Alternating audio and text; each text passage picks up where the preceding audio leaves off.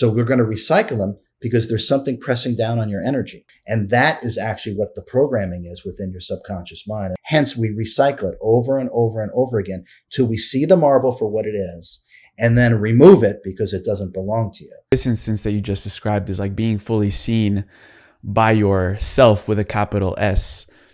But you've also had to tinker around with being seen and looking at your ego mind identity. You said you have 3 notebooks filled with conversation, question and answer with yourself that led to life-altering epiphanies. If you want to lead us through what that process was like for you in those notebooks, talking to your subconscious programs, reprogramming your mind, what was that like? Yeah, it was complete liberation. It was complete liberation. I mean, that book, the most recent book, Change Your Mind, that 14-day notebook exercise is literally how to completely and utterly wake yourself up and remove all programming that has been planted, brainwashed into our subconscious mind. The process I outlined in the book, Amelia, the very first question that I asked myself to begin the deprogramming afforded me a massive epiphany. The very first the thing about brushing my hair, which you probably read, the moment that occurred, I knew that I was not far away from becoming self-realized again. I mean, I could feel it just from that one question. So, and I wrote the book because I urge humanity to remove all limitations that have been planted into your subconscious mind, because that voice in your head is not yours. That is the matrix. Now, the only way to remove it is to go through that, not the only way. A very effective and powerful way is to do it, is to follow the teachings in Change Your Mind. The epiphanies that I was having during the 14 days, it's like every moment a disguise was being taken off. It's like Clark Kent was first, he took off his glasses, right? Then he took off his sports coat, and then he took, right? It's like, it felt like the unveiling, and that's really what it was, the unveiling of the I Am, the mighty I Am. And every single question, every single moment, it's like I expanded, became lighter and freer.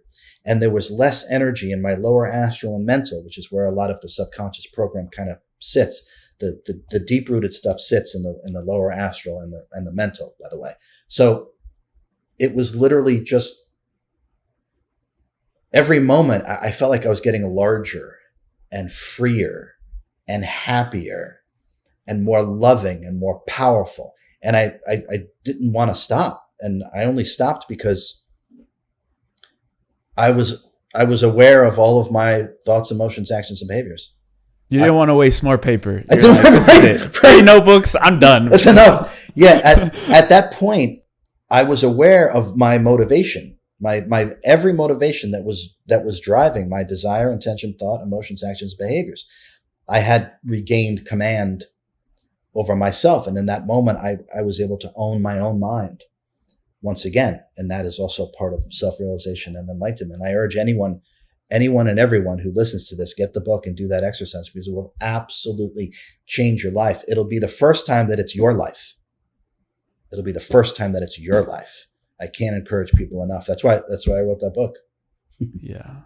And the essence of that exercise is really understanding our core motivations for every single behavior. So if you'd like to give us an example of what someone can encounter when they're carrying around a notebook with them in their daily life, and, like, let's say right now I want to go and drink a coffee, for example. Right. What would I do then with my notebook? Okay, so you would question why you're doing it. And you're absolutely right. The key is to get to the core motivation of what is driving your behavior. The ultimate, in terms of, why do we do that, right? Okay, we want to make sure that we're leading a life that is representative of who and what you really are, rather than what's been programmed into your mind. And the only way to know that is to question everything in terms of why you're doing it. The sticking point for human beings, what I found is that they'll ask themselves, why am I doing this? Right? Let me use the brushing my hair thing, because it's in the book. So the first thing I did was I woke up at like 4:30 in the morning. I had to go to the bathroom. I saw my reflection in the bathroom mirror. My hair was a mess. My hair is always a mess. So I saw myself in the mirror, and without thinking, I grabbed a brush and started brushing. It's 4:30 in the morning, right? It's total automaton. Who does this, right? Unless you're programmed, right? So I saw my hair as a mess. 4:30 in the morning. I just grabbed a brush and started brushing my hair. And I'm like, what am I doing? Why am I doing this? And I put the brush down. I wrote down on my notebook, brushing my hair. And then I asked, why am I brushing my hair? Now, the first answer we get, no matter what the activity is, the first answer we're going to get is a justification. That's not a core motivation. It's a justification. Don't stop there, my friends. Don't stop at a juicy justification. Your ego mind is the justification for everything. For everything. Okay. So I said, brushing my hair. And I asked myself, why am I brushing my hair? The first answer is because it's a mess. Justification. Why do I care? So I asked myself, why do I care if my hair's a mess? The next answer I got was because I want people to find me attractive. This is 4:30 in the morning in the bathroom by myself, right? I'm brushing. So this is a program. I'm clearly a program I'm running. I want people to find me attractive. So that really, I almost like took a step back. I remember like it was yesterday. I was like, wow, why do I care if other people find me attractive? And the next answer I got was is the first big epiphany. And it was, I get a sense of my own self-worth through other people's opinion of me. Societal programming, brainwashing. It's exactly what it's 100% pattern subconscious egoic mind, getting value by outside of yourself and other people's opinion. And so we figure out what we're doing, whether it's text messaging somebody, why am I scrolling through social media? Ask yourself that question and be honest with yourself. Remember, it's just you and a notebook, right? It's not therapist. You're not in front of a whole bunch of people, right? It's you and a notebook. Okay. Be fearless, be absolute and honest, fearless and honest. Ask yourself why you're really doing it. The first answer or two will just be BS. It'll just be a justification. Oh, I'm bored. But why am I bored? Ask yourself that question. Why am I bored? Why do you need stimulation? Why do I need stimulation? Why? You will find, my friends, everything you do is a program. Not most of it, all of it. And only until you see what's buried and bring it into the conscious mind can you then realize that has nothing to do with you. That's not you. That's from mom, dad, college, the internet, the clergy, whatever. That's not from you. That motivation is not coming from you. Delete it like an unwanted program on your computer. And what will happen is you'll feel lighter because that is low frequency programming. You're a supremely high frequency being. So as soon as you recognize and delete, you will start to raise in frequency. You will start to expand. And these limitation programs will literally start to fall away. All we have to do is question why we're doing what we're doing.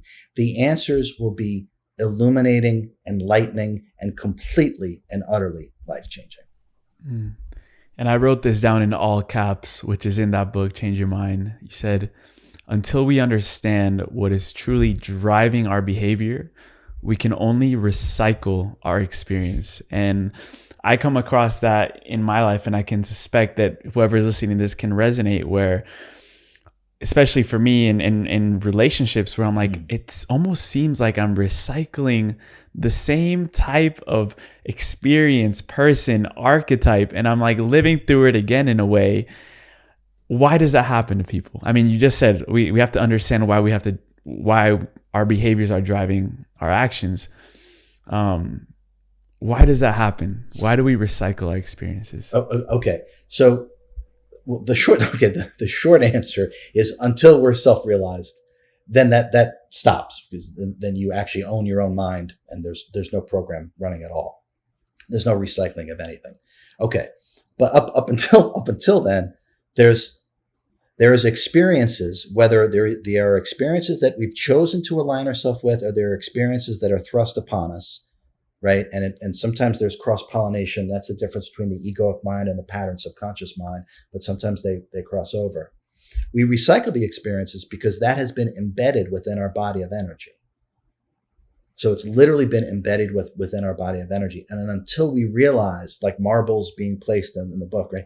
Marbles being placed on a bedspread, right? You put a marble on a bedspread, right? It leaves an indentation. It might be small, but it leaves an indentation. Okay, so our body of energy is littered with billions and billions of marbles. Now, those marbles, when they're indented, when we don't realize this, we're going to recycle the experiences because they're pressing down on our body of energy, which affects our consciousness. So we keep going through that process until we see it in terms of what it is, until we have the light of day in our mind.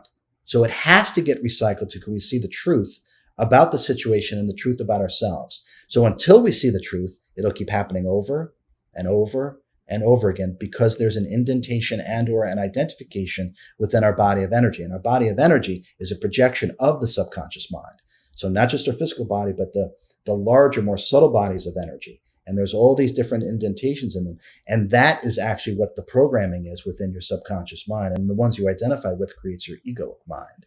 So we're going to recycle them because there's something pressing down on your energy. And then your mind runs over what the energy is, and then it thinks about and takes actions upon the indentations and identifications. Hence, we recycle it over and over and over again till we see the marble for what it is, and then remove it because it doesn't belong to you. Now, you can look at that on the larger scale too. Think about all these different advanced civilizations that we've had. Why do we keep doing this over and over and over again? This is what I'm talking about. This is exactly what I'm talking about. We're here to do it differently this time, my friend. We're here to do it differently this time. We're here to remember and know. We're here to remember and know with a capital K. So when we do it right this time, it's going to be different. The memory will come back online. Just we're talking about the memories of all these other incarnations, the memories of other civilizations. We will stop recycling the experience. Humanity seems to have a never-ending appetite for its own demise. And that's because of its own amnesia. And when we work with ourselves in the way that we're talking about, the amnesia is lifted. And then we don't recycle experiences. Now we ascend the frequencies. And that's really what this whole new age is about.